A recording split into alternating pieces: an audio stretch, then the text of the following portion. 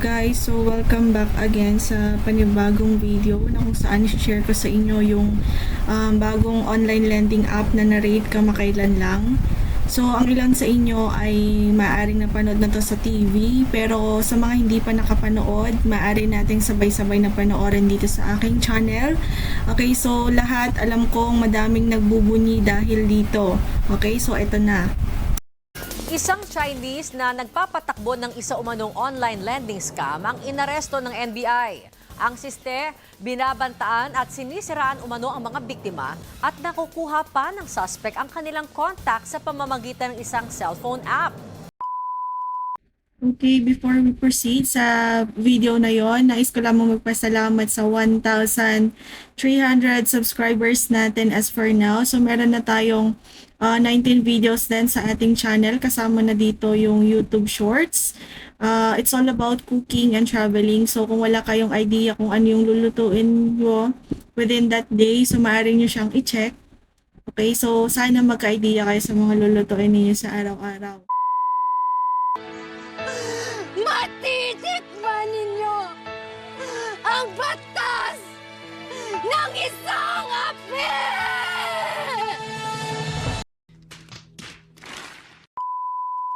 Isang Chinese na nagpapatakbo ng isa umanong online lending scam ang inaresto ng NBI.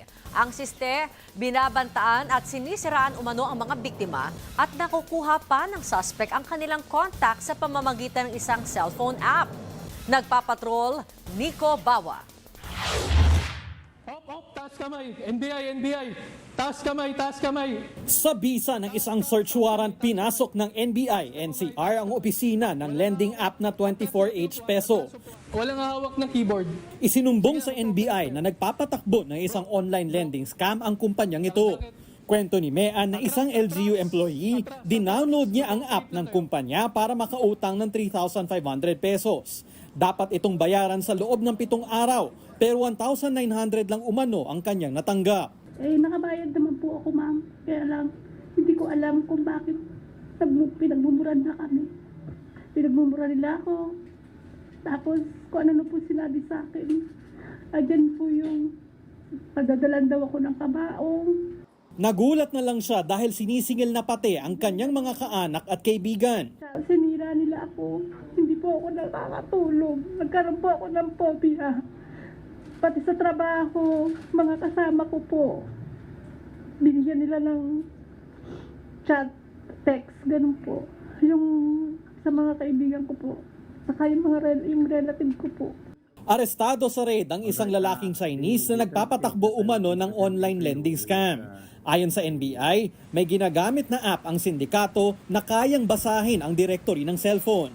Pag na-download yung application, nag-i-install ng malware dun sa phone. So the application can view the phone book of their borrowers. Kahit hindi nila ginawang contact reference ay natatawagan pa din.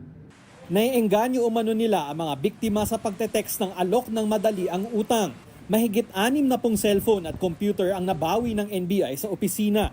Kahit ako, may nakakatanggap ng ganyan sa messages, need cash, loan, mag-ingat po tayo. Alam naman natin ang mga kababayan natin, karamihan ay kulang sa pera. Pero mag-ingat po tayo at maging lesson na ito ang nangyari kay ma'am. Request them to come forward. Yung mga nabiktima na ganito, tinatakot sila, pinagbabantaan sila. Pumunta lamang dito sa opisina namin at kukunin namin ang mga complaint nila nang maidagdag dito sa kasong hinaharap nitong mga tao na ito. Tumangging magbigay ng pahayag ang suspect. Kulong siya sa paglabag sa Data Privacy Act at Cybercrime Prevention Act. Nico Bawa, ABS-CBN News.